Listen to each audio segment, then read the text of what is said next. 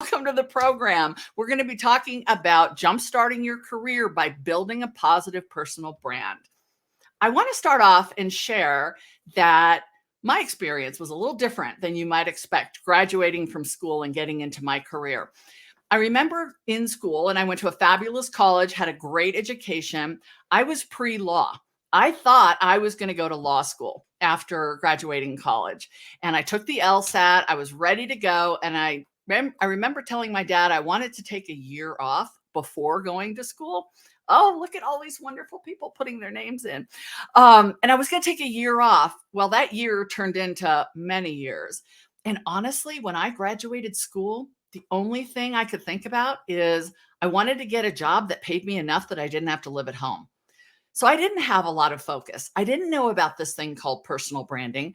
I knew that I wasn't probably going to go to law school, but I didn't know what next looked like. And boy, I wish I knew then what I know now. So whether you're just graduating, whether you have somebody in the family who's just graduating, maybe your career didn't get off on the right foot, or maybe you're getting to the point where you want to refocus your career. That's what we're going to be talking about today. My name is Lita Citroen, and I will be your host for this program. Many of you know me from LinkedIn. I am a personal branding and reputation management specialist. So I help people build their brand and reputation, shift or pivot their reputation, and yes, in some cases, repair or fix a damaged or crisis reputation. I'm also an author of 5 books. The latest is the one that we reissued called Reputation 360, Jumpstart Your Career by Building a Positive Personal Brand, which is the basis of what we're going to talk about. And I'm also a LinkedIn learning instructor. So I know several of you have taken some of my courses. I see a lot of familiar names popping up in the chat from all over the world. I have 8 courses on LinkedIn learning. And the one that's going to map most closely to what we're going to talk about today is called Job Hunting for Recent College Grads. So if you are a recent college graduate or you know someone who is, that's a fabulous course to help them understand some of the personal branding topics we're going to talk about. But to frame up our conversation, and before I introduce our special guest and get into the questions, a lot's changed in the last couple of years, hasn't it?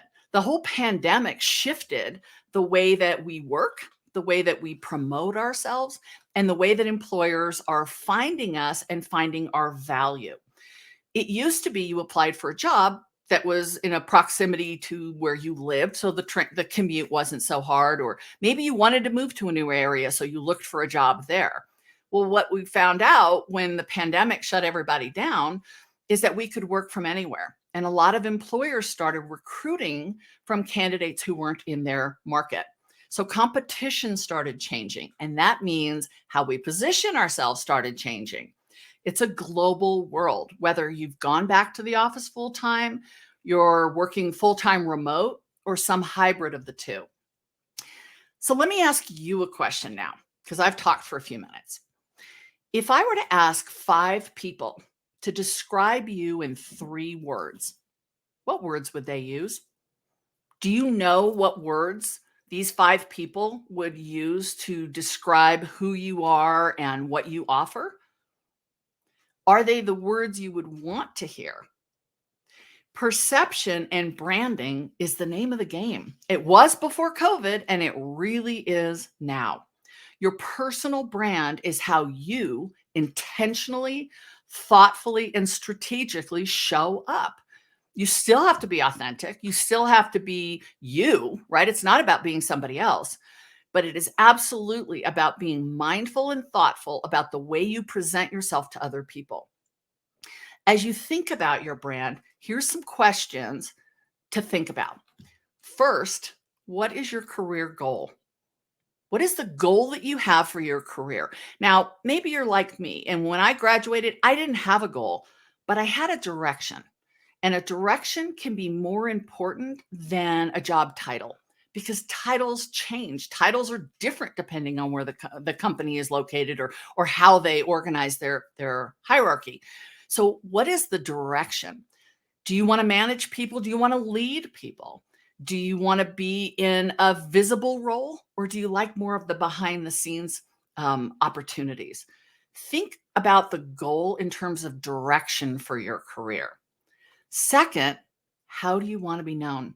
How do you want people to perceive you? What is the impression that you want them to have when they meet you or they come across your LinkedIn profile? How do you want to be remembered? And then third, how will you leave your mark? Even if you just graduated school or you're re-entering the workforce after taking some time off, or you're looking at reconfiguring your career, what is the difference you want to make? What is the impact? We're all on the same, continuum here, and we know what the end looks like. But what do you want to do in the meantime? Many of you know that I love that quote by Mark Twain, who says, there's two important days of your life: the day you're born and the day you realize why. Why are you here? What is the difference you're going to make in this short time that we have to be in this amazing thing we call the world? I see some of you from Texas and Belgium and India and all over the world. What impact do you want to make in your community, in your world, in your town, in your industry, in your family? Think about those things. What is the direction of your and goal of your career? How do you want to be perceived? And what is the impact you want to make? And then we have to realize, again, three things about personal branding that are going to tee up our conversation. First, perception matters. And when I introduce, as I'm speaking to clients or I'm speaking to audiences, the idea of perception and judgment and bias and opinion and stereotypes and beliefs, I see a lot of hands crossing, right? Because it feels uncomfortable to talk about the fact that we're being judged. I remember telling my sons when they were little, it doesn't matter what other people think about you. It just matters what's in your heart.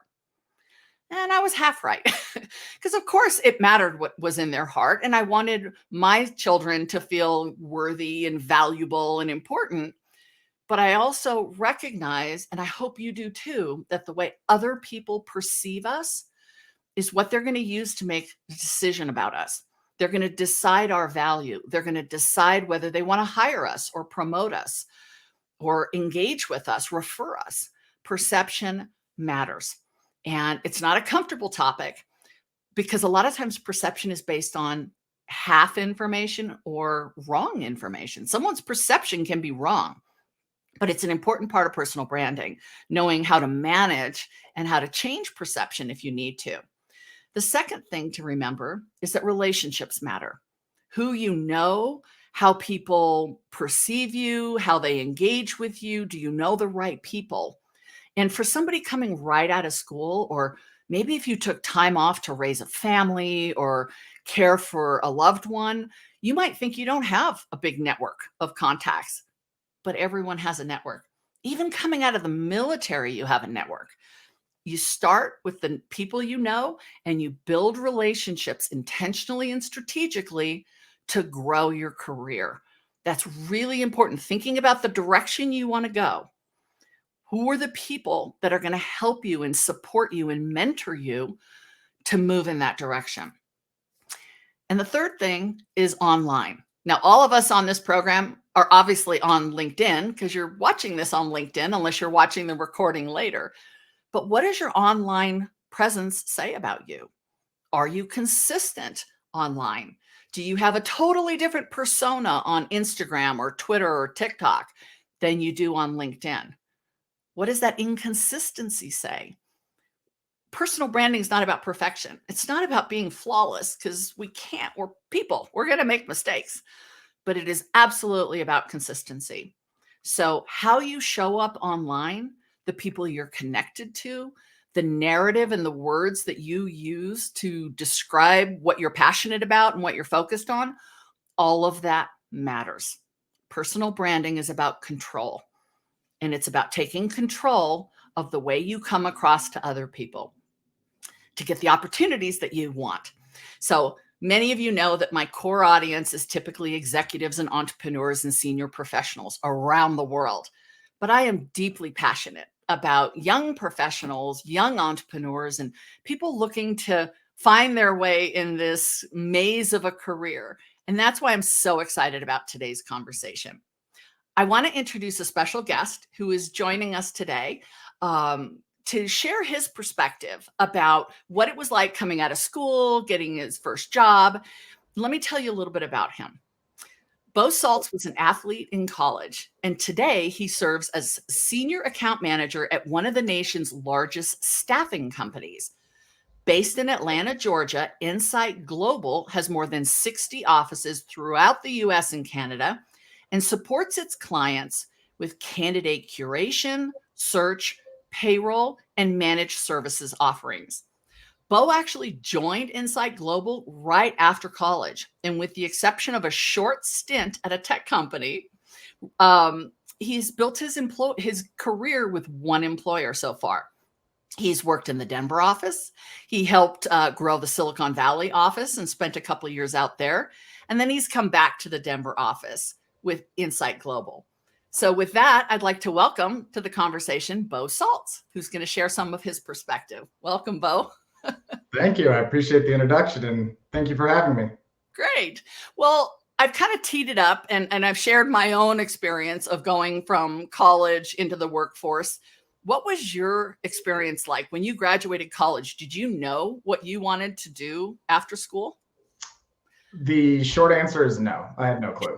So I did not go into college or leave college with the vision of being a lawyer, a doctor, or anything specifically. But I did know I had people skills, and I really like and enjoy being around people and communicating in that sense. So going into college, I focused on a degree that would provide opportunity and not close doors in that sense. And in return, I got a major in business marketing, and I minored in business management. But I think the coolest part of that experience was what it taught me is the value of building a network early on. Because in doing so, I didn't close any doors or avoid any conversations. And a conversation I had right before my senior year was with the older sister of a good friend of mine who worked at Insight Global, spoke very highly of the company. And long story short, I followed up with her towards the end of my senior year, and 6 years later, I'm still here. That's really cool. When you think about the idea of not closing doors, right? Because that's fabulous. Now, sometimes we have to close doors if they're not healthy, right? If they're bad doors, we close them. But keeping doors open and being a people person, were there certain things that you learned in school or maybe early in your first couple of years at the company that really helped set you up for success so far in your career? Oh, yeah, there's a lot. I would say everything college sports taught me, from a discipline level, self-discipline, the ability to be self-motivated while also working and bringing value to a team, and leadership skills were invaluable on that end.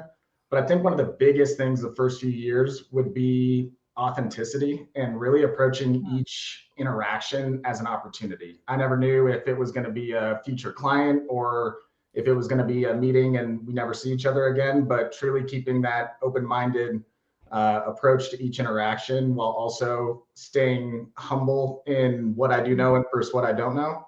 If anyone on the call has ever golfed, it's one of the most humbling sports and experiences you can have. So knowing that you're not going to be perfect going into anything you just start, I really tried to combine the authenticity of who I am while also being able to transparently relay what I do know versus what I don't know.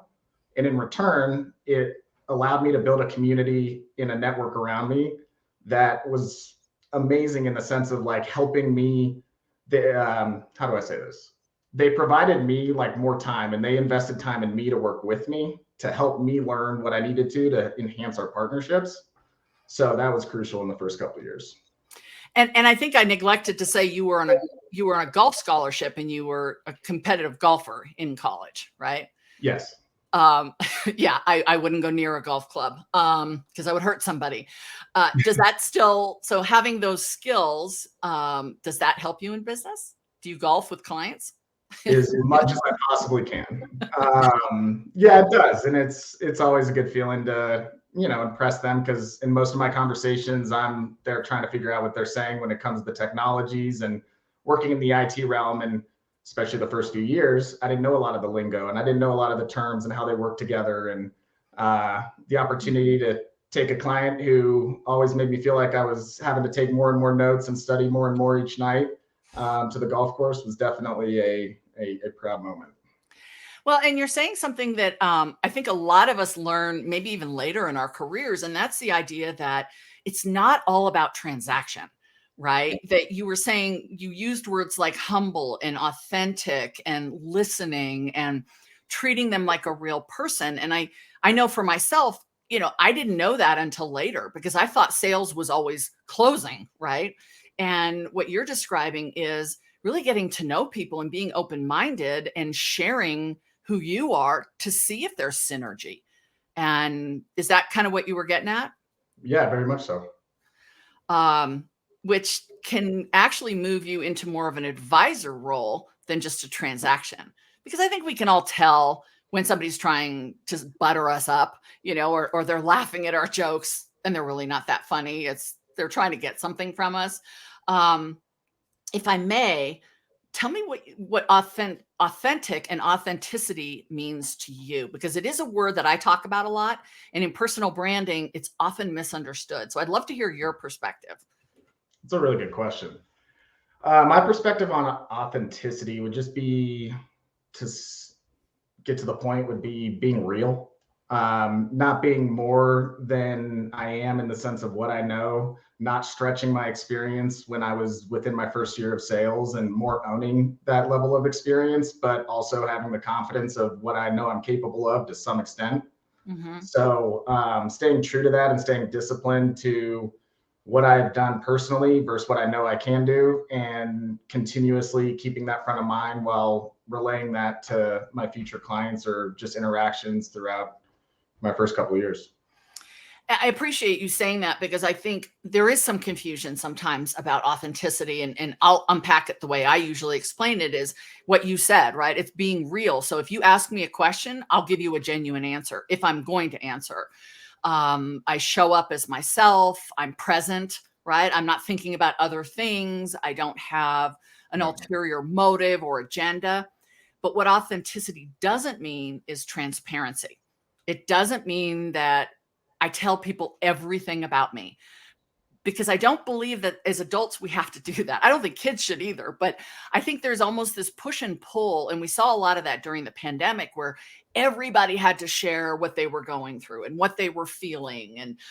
And some of that doesn't get put back, right? You can't put that genie back in the bottle. And so authenticity means if you ask me something or I decide to share, what I'm going to share is real and genuine and the truth. But I don't have to tell people everything. And maybe you can add to this. One of the things I'm very public about is there are topics I do not talk about on social media. I don't talk about religion. I don't talk about politics. And I don't talk about anything drug or alcohol related, right? There are rules and guardrails I set up for myself. I can still be very authentic. The things I talk about, I'm very passionate about. And I'm actually very passionate about those topics, but I don't feel that they're connected to my brand. So I don't feel like I have to talk about them online. Yeah. That's to me being authentic, but still having boundaries and knowing that you can be relatable and approachable, but you don't have to tell people every thought or dream or fear or rash you've ever had, right? What are your thoughts on that level of authenticity versus transparency? Do you see it the same way? I mean, do you, and maybe it's a generational thing, do you see a need to share with your clients or online everything that you're feeling? No, I'm probably the anomaly in the millennial group, which would be I'm not very active on social media. Okay. Do I have accounts for entertainment, whether it's Instagram to watch funny videos or LinkedIn to learn and see the different technical articles getting sent out by my clients, or to learn more about my clients before I meet them, or candidates that I'm working with? That's how I use those platforms. I did put time into my LinkedIn before I entered corporate America or the job search after college to make sure I presented myself accordingly, set myself up for success, while also allowing opportunity to present itself, or at least to entertain it. But since then, I am probably one of the few that I'm not very active on LinkedIn in the sense of posting or any social media platform. But what I'm hearing, and of course I checked out your social media. If somebody looks at your LinkedIn and then looks at your Instagram or looks at any of the other ones that we can see, they're not going to see anything that startles them, right? You're not talking about things that would be concerning to a client. So there is that consistency we were talking about. Definitely. And I think that has a lot to do with my high school years was the time in, I guess, society where Facebook and those social media platforms were known to, or the stories were coming out where athletes were having doors closed because of posts they made or pictures they posted. And having that front of mind at an early age, it was something I'll have my personal things that my contacts or my community knows about me, and I'll just keep my social media presence consistent all the way across the board. Didn't you share an experience where when you were applying to colleges that a athletic director, what was that story? Can you tell me that? When I was playing baseball, an athletic director added me on Facebook, and I remember going to my mom and my parents just saying, "What do I do?" I didn't have anything to hide, but at the same time, I didn't know if they were adding for a certain reason. And Right. going back to my last comment, it was that time where that was starting to happen more often. So Right. whether it was athletics or jobs, it was starting to get known in society that your social media has a lot to do with the opportunities that you'll either have or not. And I think that relates to us even today, right? And LinkedIn being such a professional site, we're not going to post things, hopefully, that are controversial or overly personal. But some of the other sites, there's conversation I'm involved in that says, do you friend your boss on Facebook, right? What happens if the CEO of your company looks at your Twitter? Like, we have to know that people are looking at our social media, whether we're connected to them or not. And for anybody out there who has young children who are just starting to get on social media, there's nothing private. There's no such thing as private. Facebook privacy settings can be walked around legally and ethically. Anybody can take a screenshot. There are bots that go out and capture second by second everybody's content. So even if you take it down, but the safest thing to do is not put anything controversial online. And if you have, just take it down. The odds that someone is going to do a forensic deep dive are not very big unless you run for office. But things to think about, because like you're talking about, there was a time where it was starting to come out. And there was even a website I remember years ago called Fired on Facebook. And it was people who'd posted something on Facebook that their boss saw, right? They called in sick. And then the next image is them getting their nails done, or something where, we realize there's a slippery slope. So I appreciate your perspective on that. And you might be the one millennial who isn't very active on social media. Very true. Something I want to ask about, because another, I think, rumor that we hear is that younger professionals tend to job hop a lot. And we've seen a lot of people, this great resignation or great reshuffle, whatever you want to call it. People are changing jobs, and employers are, desperately trying to seek candidates. Hopefully the candidates are making good choices. You've been with the same employer for 6 years, minus one, I think you said 6-month period where you work for a tech company. Yeah. What's that been like? Because that's a little unusual in your demographic. Yeah, no, it's a really good question. And it honestly doesn't feel like 6 years. Even the 6-month gap where I worked at that tech company and just expanded my network and experience overall. The last 6 years have flown by. And it's because if anyone here is in sales or a similar industry, no 2 days are the same. And when you're working with people in a service, I sell service, which is essentially staffing at the end of the day. No 2 people are the same. No 2 days are the same. No 2 experiences are the same. So whether it's a new client or a new candidate or a new company, it's always keeping me on my toes. And I'd say the biggest differences are Denver to Silicon Valley. The fundamentals are the same. The process is the same and the goal is the same, but the business is different. The culture is different. The community is different. The technologies are different. So the last 6 years, it's crazy to think it's really come to 6 total years, but it doesn't feel like that because every day is a new challenge. And to this day, I'm still learning things left and right. And yeah. And trust me, as you get older, it goes faster. So I've heard. And you were sharing that the decision to go to Silicon Valley, right? Yeah. You'd grown up in the Denver area, you started with the Denver office, and then you had an opportunity to go out. And did you start up an office out there, or were you joining an office that was just getting going in a totally different market? Again, you're in sales.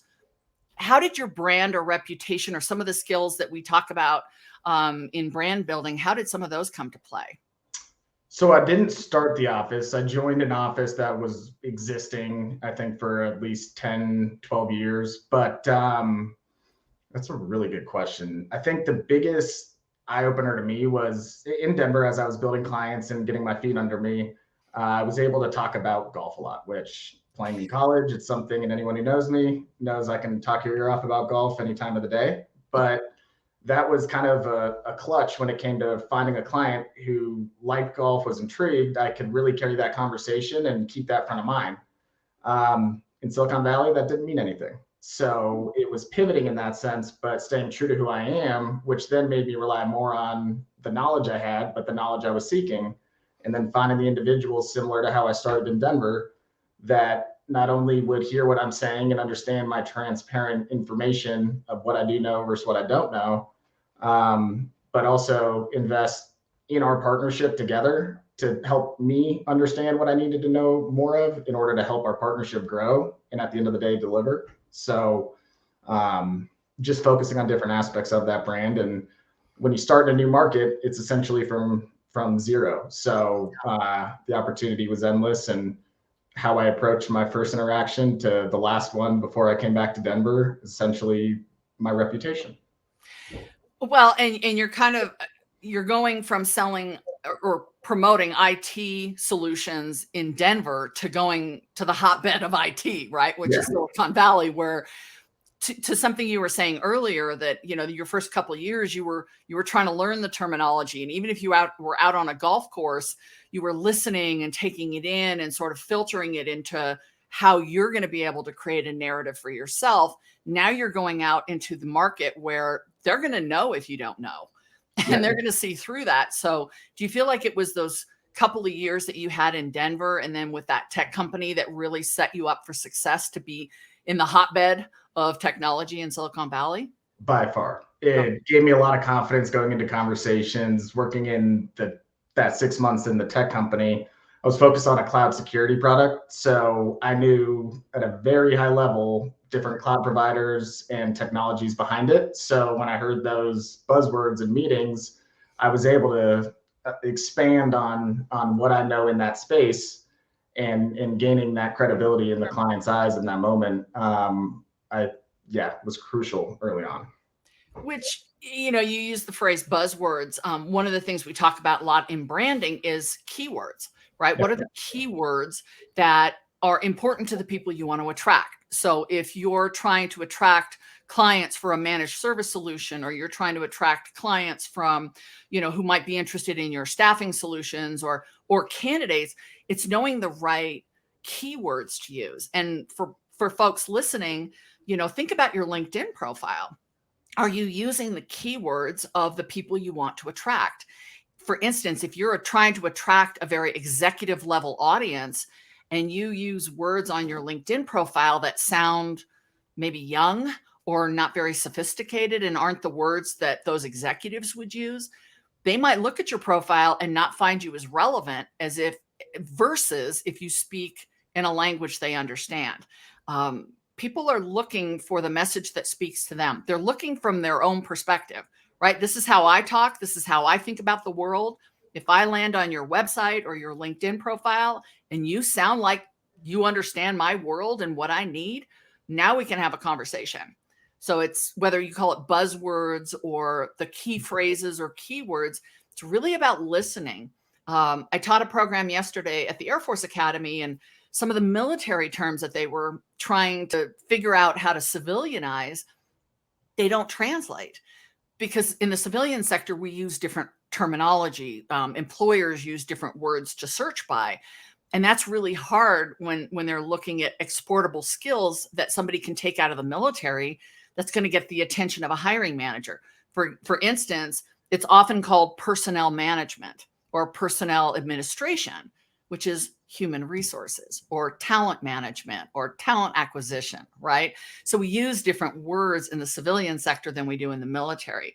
And I think to what you're saying is, spend the time and listen and learn your industry, learn what the clients are talking about, so that when you do start to communicate, even on the golf course or on LinkedIn, that you're using the words and the language that are going to attract those people to you.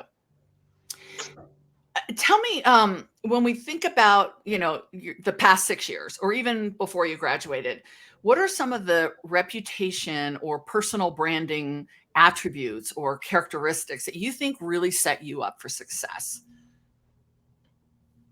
I know you talk about, for instance, you talk about relationship building, and we touched on that a little bit at the beginning, not just about making sales, even though you're in a sales environment, and that's important. But you talk about relationships. Can you unpack that a little bit? Yeah, I would sum it up in two areas: relationship building, but relationship managing is just as important. Mm, And for example, at my company, Insight Global, we're an organically grown company. What that means, if you don't know, is essentially we start off entry mm. level and work our way up. So our CEO right now started off as a recruiter back in the day. So, Wow. and that's one of the coolest parts is everyone in a leadership position has gone through or seen someone go through what you're going through in that moment, whether you're 3 months in or 6 years in. Mm, Now, on that, it's crucial from day one or year one to now for me to build those relationships, especially with the aspirations of getting into leadership.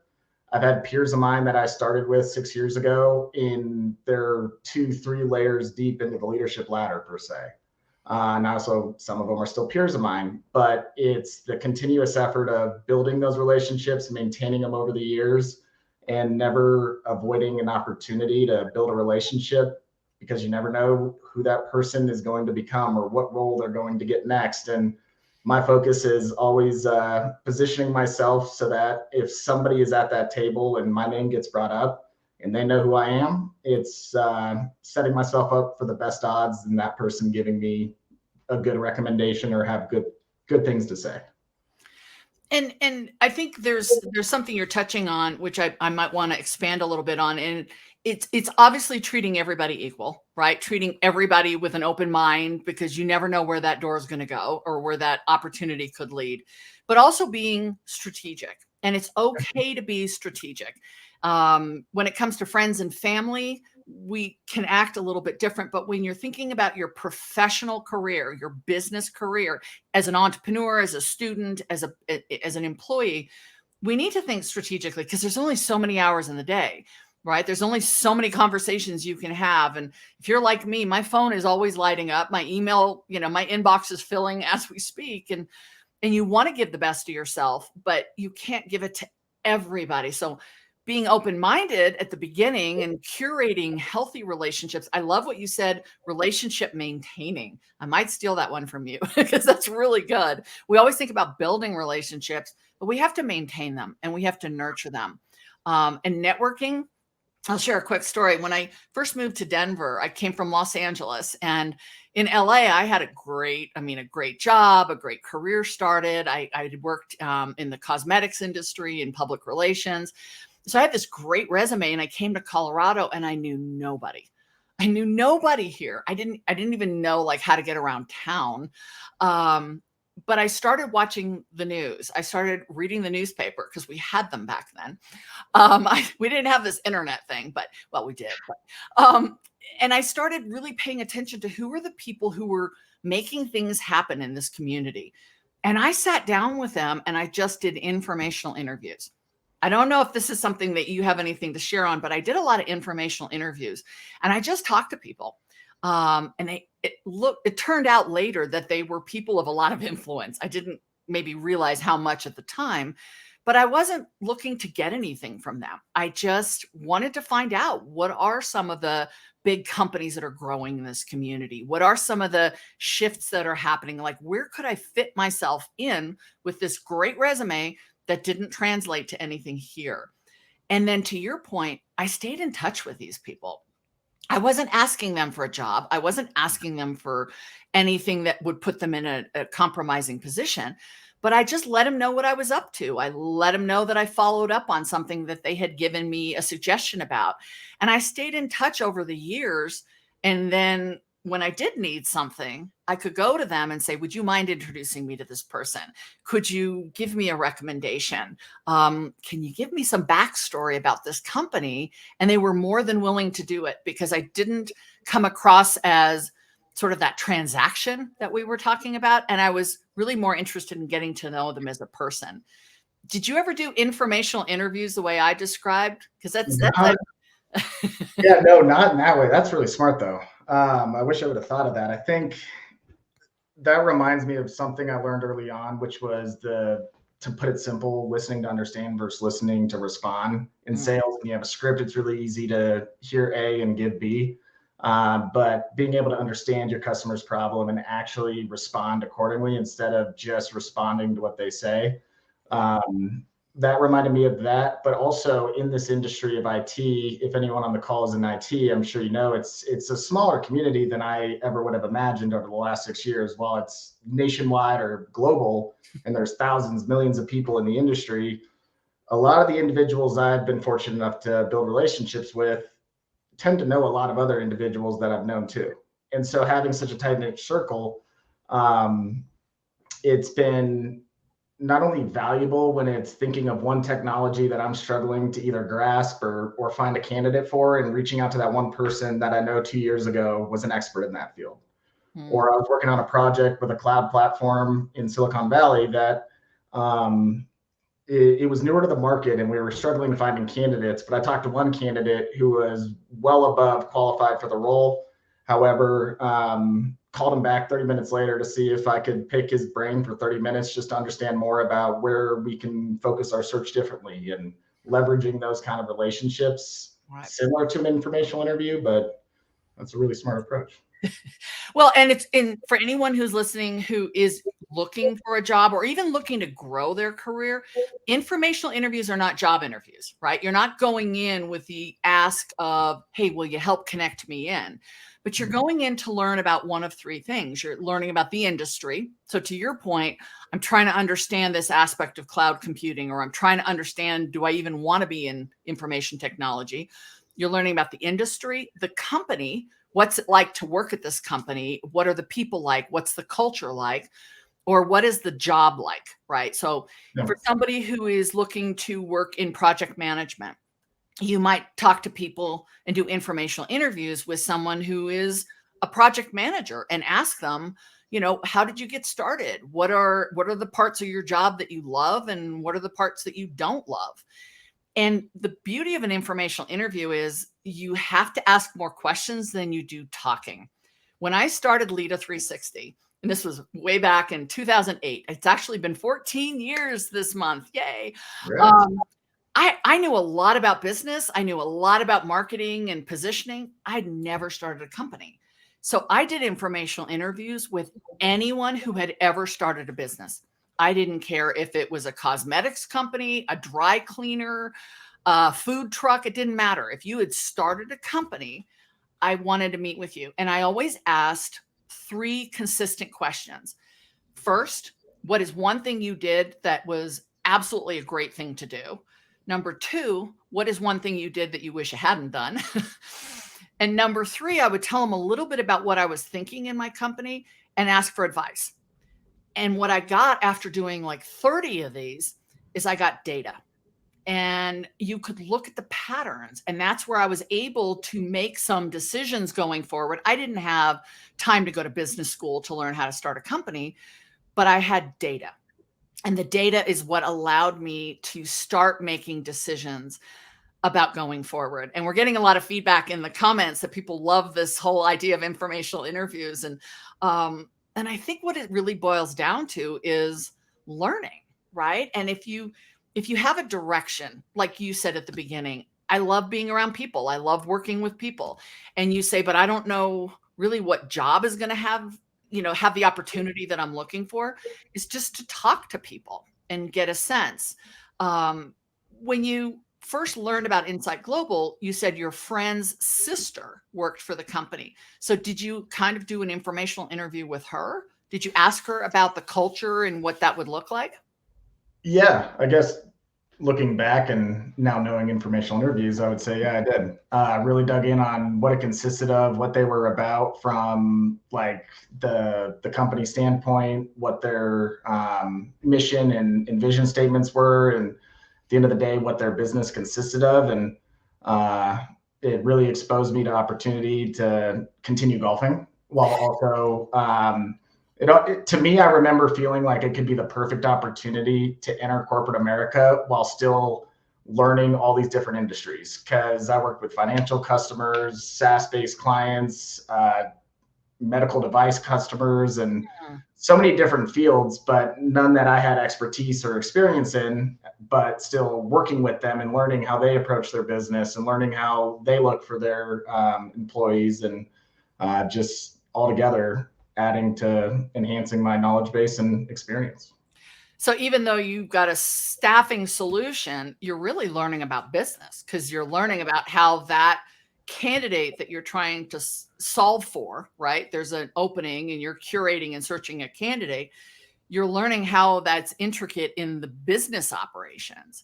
Yeah, And I think sometimes we miss that when we think about that job, right? The title doesn't sound attractive, or maybe the pay isn't what we were looking for, or we don't want to do sales because it sounds like something we wouldn't be good at.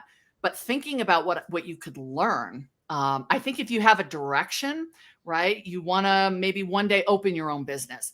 Or then you think about like, what do I need to learn from here until that time comes, right? Had I thought earlier in my career that one day I'd be a business owner, I would have looked for opportunities maybe to work with a startup or work in an environment where those engines would be more familiar to me. Um, so that's why I think it's important, especially for somebody younger in their career, to think about the direction they want to go, not necessarily the job title or even specifically the company.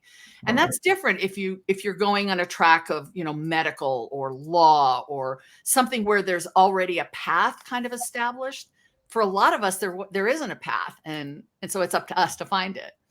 Gosh, I feel like we could just talk about this topic forever, but I know that we're probably getting some questions, and people listening probably have questions. So feel free to put your questions in the chat, and Bo and or I will address them and tackle them as best we can. And gosh, it's just been a great conversation. And for employers that are listening in who might be attracting younger professionals into their company, I think you're a great representation of kind of what's out there. So let's see if we have any questions about personal branding, about reputation, about getting started. We certainly have a ton of information in the course on LinkedIn Learning, and the book, which I'm going to plug again because that's something I'm Thank really you. proud of. Let's see if we have. Oh, thank you, Patricia. Really enjoyed the informational interviews. Yeah, it's something that a lot of people don't think about, but I think as we saw by some of the comments that were coming in, informational interviews can be fabulous, and I love to do them. I love when somebody reaches out and says, I'm thinking I want to start a company. It helps if your ask is a little more narrow than that, because I'm envisioning like a 12-hour phone call on how to start a company. But if you say, like, what's it like to be a female entrepreneur, or what have been some of the challenges that you've faced, or one thing I get a lot when I do informational interviews is, how can you donate and do so much pro bono work and still feed your family, still make a living as a business owner? And I would love if somebody has that answer, because it's certainly a struggle, but I absolutely love that. It looks like we've got a question. Oh, so Cologne recommends informational interviews for veterans. Yes, definitely. You're absolutely right. Veterans are a great population to be talking to informational interviews. And there's such a goodwill feeling. You're absolutely right, Cologne.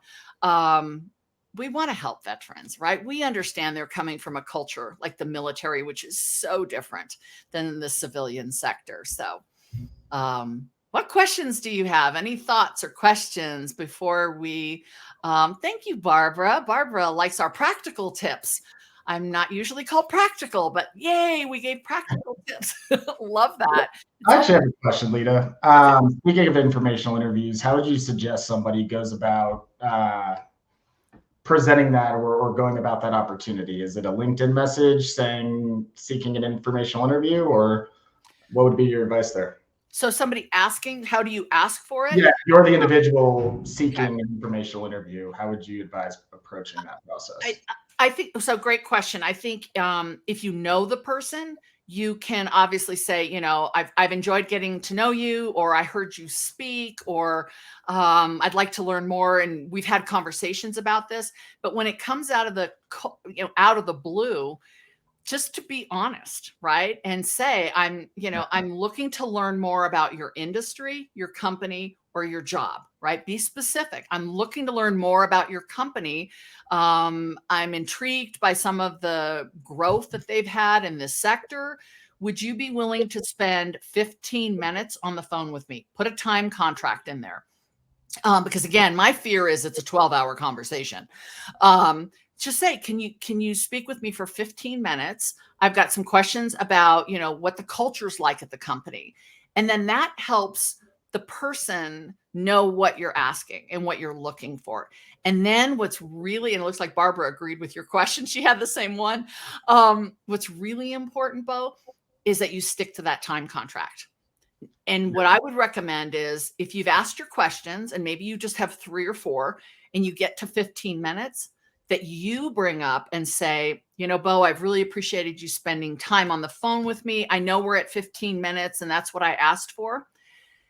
Give them an opportunity to exit. If they want to extend the time contract, they absolutely can. But you have to honor the commitment of what you asked for. You don't sell yourself. You don't promote yourself. You're asking for information. And when you do that, oftentimes you've made a really good impression and these people will want to help you. But you've got to be authentic to what you were saying earlier. You've got to be authentic about that. But just reach out. The worst they're going to say is, I don't have time, right? Because some people are really, really busy and they don't even have 15 minutes. And just appreciate and honor that they considered your request. And, maybe sometime in the future, they will have time and they might remember that. I think that's a really good point. And going back to what I said earlier and what you just mentioned, there's so much good in the world. And by simply being down to earth and to the point, being clear is kind, as I'm sure we've all heard in a book or two. But by being honest and straightforward, you'd be amazed at how many people will lend a hand in that advice.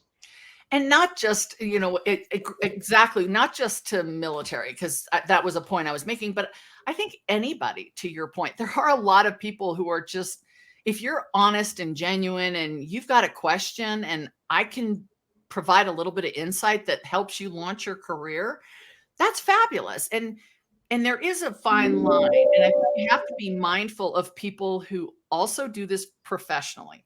So if you're asking for career advice, and it's not a specific question, be mindful of the fact that you might be asking a career coach, asking someone to review your resume as a favor when that person is a professional resume writer. That's where it gets a little tricky because that's how they make their living. So informational interviews is not the same thing as asking for freebies, but it is something specific to what that person is looking for. Hi, Abby. Interesting. Oh, I'm glad you appreciated how to do an informational interview. Yes. Really, really good. Good stuff out there. Joel says, for people in a career change, what rebranding might be necessary? Oh, Joel, thank you for your service. I'm a proud American who is so grateful for your service. Yes, your branding will be military oriented because that's what you've done. I've got some great courses on LinkedIn, learning specific to military transition. But understand anytime you're making a shift, right? A shift from college into your first job, a shift from being a stay-at-home mom into being an employee, from being an employee to being an entrepreneur. These are all shifts. And I call them reputation pivots. And I actually wrote a book about that, which is called Control the Narrative, came out last year. And it's all about how to make a reputation pivot. some of the high points are, understanding which assets you have from your previous career that are going to come forward. So if you're a college student looking to get your first job, you're going to look at any leadership opportunities that you had in school. Were you a captain of a team? Did you play a sport? Which college athletics is not easy. You're managing workload and you're managing school. And if you're in a military institution, you're also managing military responsibility. Did you have leadership in clubs or groups that you were involved in? Those are opportunities and reputation assets, we call them, that you're going to want to bring forward. Coming out of the military into a civilian career, you're going to want to look at not just the things you did, but the qualities and the value that those things you did served, right? Because a lot of military experience doesn't translate. We don't have a lot of need for snipers in the corporate world, but there's a need for them in the military. But looking at the qualities, so which leadership skills, which exportable experiences can you not demilitarize, but can you translate into a civilian value? It's all about solving problems, right? Adding value and solving problems. So when you think about what you've done before, if you're making a shift, which are the values and the skills that come with it, as well as the relationships. I've worked with a lot of entrepreneurs or professionals that are going from one career into a totally different industry. Which of those relationships have to come with you? And which are the ones we don't have to, as Bo said, relationship maintain as much or curate as much, because that was a different audience. So thinking about some of those things, Joel, I hope is helpful to you. Reputation pivot. Somebody likes that term. Well, that's why we control the narrative, is how to build, pivot, or repair your reputation for executives. Any other questions? Sabrina, who I can see is doing a great job managing. One, not thinking about the responsibility of a job title, but opportunities. Yes. Oh, thank you. Thank you very much for that. You have your MBA. Good for you.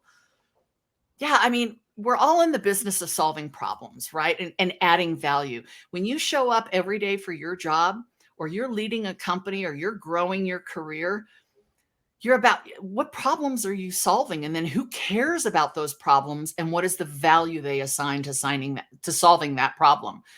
Bo, you're talking about providing an individual, a candidate, to solve a gap that a company has when their systems aren't all running because there's a piece missing and they need a person to fill that piece. In the work that I do, people don't wake up in the morning and say, I need to build my personal brand. It's not language people just intuitively use, but they might say things like, I'm not getting promoted, or I keep getting turned down for a promotion, or I'm ready to set out and start my own company, or I want to lead. I don't just want to manage, or why don't people recognize what I can offer? Those are personal branding problems, but they're not using that language. So I think as we think about the language, kind of circling back to what you were talking about, really listening to your clients and your customers, and what are their pain points, and how can you solve for that? Any last thoughts from you, Bo, before we close out? We're about at time here. No, I think that was amazing. I really appreciate the opportunity to join you here, and I've learned just as much, and hope everyone else has, because this was really insightful and helpful. Well, thank you. And it's been a pleasure getting to know you better and sharing this stage on LinkedIn Live. And again, I hope everybody enjoyed it. I'm actually toying with the idea of doing more of these around more specific topics, maybe a little bit shorter format during the summer. So stay tuned for that. We do have a newsletter that we send out here on LinkedIn, and a lot of you have signed up. I see that Sabrina has put it in the chat. So go ahead and sign up for the newsletter, and you're going to get tons of information from me on a regular basis. But I wish everybody a healthy and safe rest of your day, and continue to stay true to yourself. Thank you for joining us. And thank you, Bo. And thanks, Sabrina. Thank you, Rita. Thank you, everyone. Bye-bye.